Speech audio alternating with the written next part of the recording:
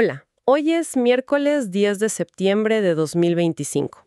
Vamos a revisar juntos el Diario Oficial de Chile. Tenemos hoy un paquete interesante de documentos. Decretos, resoluciones nos llevan por varios temas. Cambios en educación, financiamiento de gobierno digital, novedades en vivienda, energía, incluso un reconocimiento cultural importante. Vamos a intentar destilar lo clave, entender qué hay detrás de la letra oficial. Exacto. Vamos a analizar qué significan realmente estos movimientos administrativos, legales, publicados hoy por ministerios como Educación, Hacienda, Vivienda, Energía. La idea es ir más allá del trámite, ver el fondo, las tendencias, el impacto real, ¿no? Perfecto. Arranquemos entonces con educación. Recordemos que está esta ley número 21040, la que creó los servicios locales de educación pública, los SLEP, para sacar la educación de los municipios. Bueno, hoy hay un documento clave sobre esto, ¿verdad? Así es. Es la resolución Exenta 380 del Ministerio de Educación. Lo central, digamos, es que formaliza el traspaso de muchísimo personal. Docentes, asistentes de la educación, desde las municipalidades de Maipú, Cerrillos y Estación Central.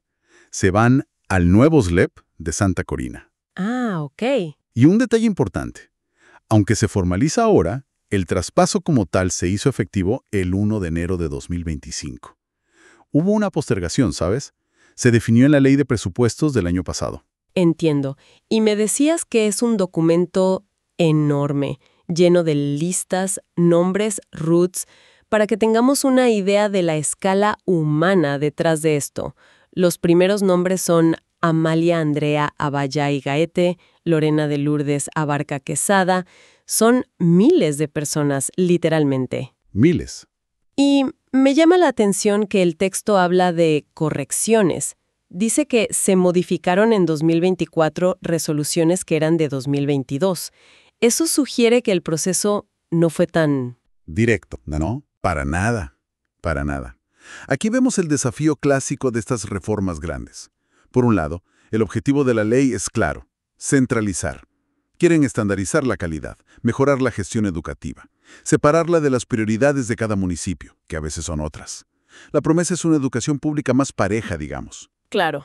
Pero por el otro lado... Por el otro, la implementación es un monstruo administrativo. Imagínate coordinar el traspaso de miles de contratos, historiales laborales, cotizaciones. Todo eso, desde varios municipios a una entidad nueva. Las correcciones que mencionas, son prueba de esa complejidad. Y fundamentalmente, afecta directamente la pega, la carrera, de cada uno de sus funcionarios. Profesionales, asistentes, educadoras de párvulos. Es la política pública haciéndose carne, con nombres y apellidos. Entendido. Esa tensión entre la meta grande, mejorar el sistema, y la realidad, la complejidad administrativa y humana de mover las piezas. Bueno, cambiando de tema, pero siguiendo con esto de modernizar el Estado, hay noticias sobre el gobierno digital, ¿cierto? Su financiamiento. Efectivamente, hay una modificación a un contrato de préstamo importante, el número 5758 OCSH. Es con el Banco Interamericano de Desarrollo, el BID. Este préstamo, que es de $100 millones, apoya la agenda de gobierno digital de Chile. Ajá. Y la modificación, que se oficializa con el decreto N212 de Hacienda, responde a un cambio interno en la estructura del gobierno. ¿Qué cambio específicamente? Bueno, resulta que la Ley 21.658 creó en marzo de 2024 la Secretaría de Gobierno Digital, la SGD, y ahora depende de la Subsecretaría de Hacienda. Esta SGD nueva reemplazó a la antigua División de Gobierno Digital, la DGD, que estaba bajo presidencia, en SEGPRES. Ah, ok. Entonces, lo que hace este decreto es actualizar el contrato del préstamo. Es decir, ojo, el organismo que ejecuta esto ahora es la SGD, y el presupuesto asociado ya no está en la partida de presidencia, sino en la de Hacienda. Básicamente eso. Vale, entiendo. Nuevo responsable, nueva línea en el presupuesto, pero más allá de eso, ¿cambia algo en cómo se usa esa plata? ¿Esos $100 millones? ¿Podría ser que al estar bajo Hacienda ahora haya un enfoque distinto? ¿Quizá más centrado en la eficiencia del gasto, por ejemplo? Es una excelente pregunta. El monto total no cambia, ¿no? Pero lo que sí es muy relevante, y se detalla en el contrato modificado, es que los desembolsos del préstamo están atados a resultados, a metas concretas. Ah, mira qué interesante. Sí. Por ejemplo, para recibir la primera cuota, que son algo más de 11 millones de dólares, el gobierno tiene que demostrar avances específicos, como lograr que un 45% de ciertas plataformas digitales clave estén funcionando en los organismos del Estado, o asegurar que al menos 3 millones de dólares de inversión pública en tecnologías tengan controles de eficiencia, o monitorear 5 proyectos internos de la SGD con una metodología específica, una PMO, y tener 3 servicios de ciberseguridad operativos. Aquí es donde se pone bueno entonces. No es solo toma el dinero, es toma el dinero a medida que cumples estas metas. Exactamente, tal cual. Esto refuerza el foco en resultados tangibles, mejores servicios digitales para la gente, gasto eficiente en tecnología, ciberseguridad más robusta, mejor gestión de datos. De hecho, se menciona el apoyo a la Estrategia Nacional de Datos y al Portal de Datos Abiertos. Es una forma de asegurar que la plata internacional se traduzca en mejoras reales, y también nos muestra toda la maquinaria que se necesita para gestionar estos créditos y adaptarse a cambios internos. Como nota al margen, la Contraloría, al revisar el decreto al tomar razón, como se dice, le recordó a Hacienda que citara bien el decreto original que aprobó el préstamo. Un detallito, pero muestra que hay supervisión. Ok, pasemos ahora a un tema que le importa a mucha gente, la vivienda. El diario oficial trae hoy varias noticias sobre subsidios y programas. No. Sí. Hay 3 resoluciones del MIMBU, del Ministerio de Vivienda y Urbanismo, que vale la pena mirar. La primera, la resolución exenta 1212, es un caso puntual pero bien ilustrativo. Es en la región de Aysén. Se trata de 5 personas mayores, mencionan nombres como Edith Asensio Ruiz, Hilda Espinosa Weiser, que habían apelado para un subsidio de arriendo especial. Apelaron correctamente, pero por un error administrativo interno del Servio Regional, sus casos no se informaron a tiempo. Uy. Qué complicado para ellas. Sí. Pero esta resolución corrige ese error y las incluye ahora. Les asignan 1.065 UF para sus subsidios. La UF, recordemos, es la unidad de fomento. Esa unidad que se ajusta con la inflación y se usa mucho acá en Chile para contratos, subsidios. Qué bueno que existan mecanismos para corregir esos errores que afectan directamente a las personas. ¿Qué más hay en vivienda? Luego, temimos una corrección más técnica. En Tarapacá. Es el extracto de la resolución 385 del Ceremi Minbu. Ahí se rectifican nombres de proyectos y los montos asignados para asistencia técnica y fiscalización de obras, lo que llaman AT y FTO. Son básicamente los costos de supervisión en proyectos del Programa de Mejoramiento de Viviendas en Alto Hospicio.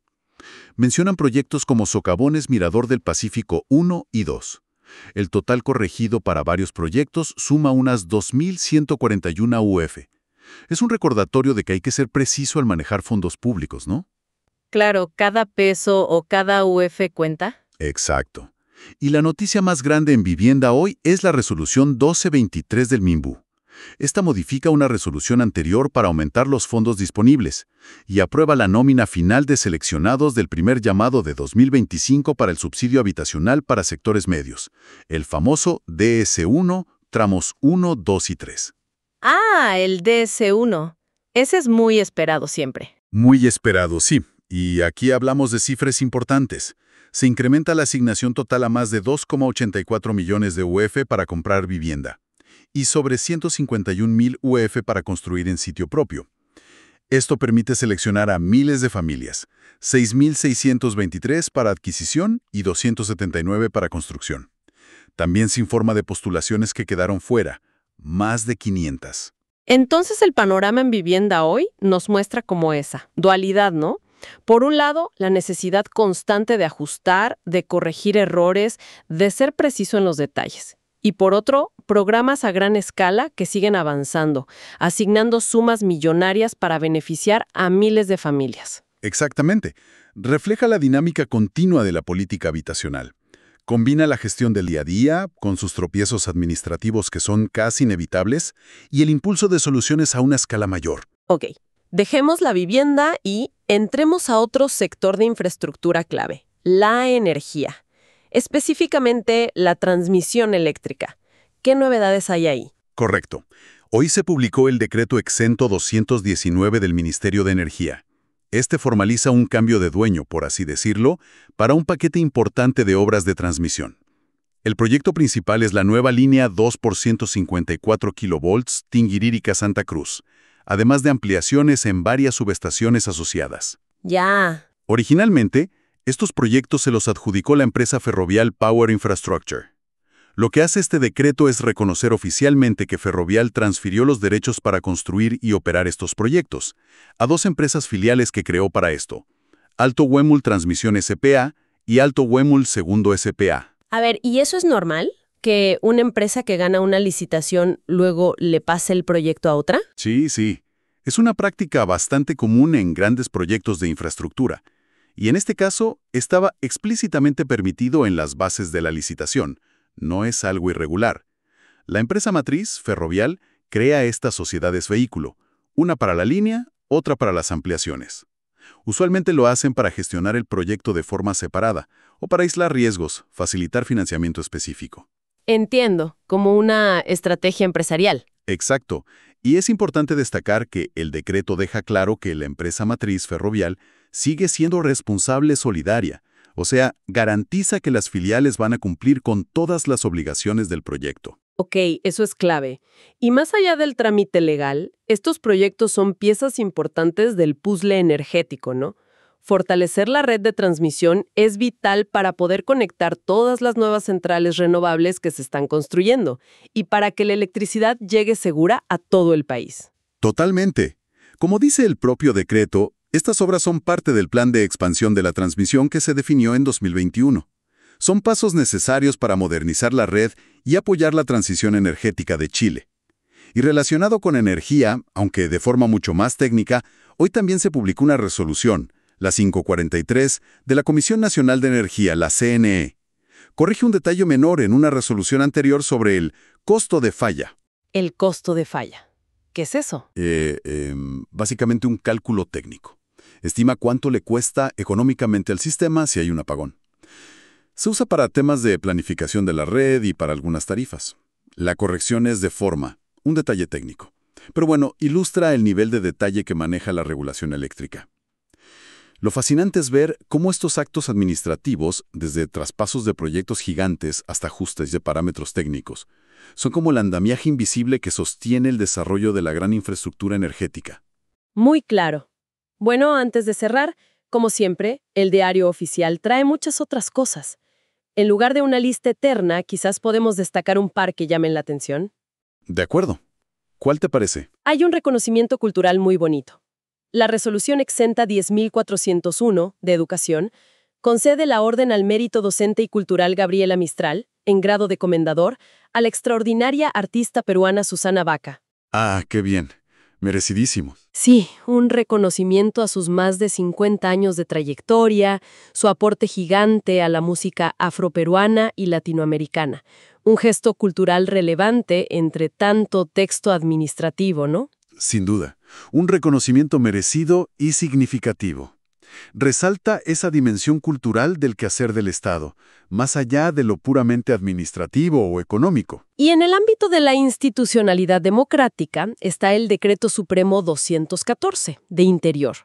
Designa a Marcelo Carballo Ceroni como nuevo consejero del Servicio Electoral, del CERVEL, por 10 años. Importante. Sí. Esto después de recibir la aprobación del Senado. Y es interesante que la Contraloría, al dar su visto bueno, hizo un alcance. Pidió formalizar el cese de funciones de Carballo en un cargo anterior que tenía en un comité de Corfú. Exacto. Son nombramientos de alto nivel, cruciales para el sistema electoral. Y como vemos, pasan por varios filtros. Aprobación del Senado, control de Contraloría, muestra los mecanismos de chequeo y balance en acción. Quizás para cerrar las notas breves, mencionar un ejemplo de planificación de infraestructura futura. Se publicó el llamado a licitación para un estudio de prefactibilidad, para una conexión vial costera en la zona de Papudo. Es solo un estudio todavía, pero indica dónde se está pensando invertir a futuro, ¿no? Son como las semillas de proyectos que podríamos ver en varios años más. Muestra esa mirada de largo plazo en la planificación. Perfecto. Entonces, hoy hemos visto desde la compleja implementación de la reforma educativa, ese traspaso masivo de personal, hasta cómo se financia la modernización digital del Estado, atando fondos a resultados concretos. Pasamos por las correcciones y avances en los programas de vivienda que impactan a miles, los movimientos en la propiedad de infraestructura energética clave para la transición. Y cerramos con ese merecido reconocimiento cultural a Susana Baca y un nombramiento importante para nuestra institucionalidad electoral. Y si tuviéramos que sacar una reflexión transversal de varios de estos documentos de hoy, es llamativo cuántos de ellos implicaban correcciones, modificaciones o complementos a decisiones anteriores. ¿Te fijaste? Sí, es verdad. Vimos la modificación del contrato con el BID por un cambio organizacional, las nóminas de vivienda que se complementan o rectifican por errores o apelaciones, la corrección técnica a los valores del costo de falla en energía, e incluso nos enteramos de que las listas del traspaso educativo necesitaron ajustes previos. Cierto. No es solo publicar decretos y listo, se acabó. Exacto. Esto subraya que la administración pública, la regulación, no son procesos estáticos, son profundamente iterativos. Las decisiones iniciales, por muy estudiadas que estén, frecuentemente necesitan ajustes, ya sea por nueva información, por cambios en el contexto, para corregir errores que son inevitables o para responder a reclamos legítimos. Nos recuerda que gobernar es un proceso dinámico, de constante adaptación y aprendizaje. Y esto nos deja quizá con una pregunta para la reflexión. Si hoy vimos tantas correcciones a decisiones pasadas, ¿cuáles serán las consecuencias imprevistas o los ajustes que van a requerir en el futuro las nuevas decisiones publicadas hoy? Una excelente pregunta para seguir observando cómo evoluciona todo esto.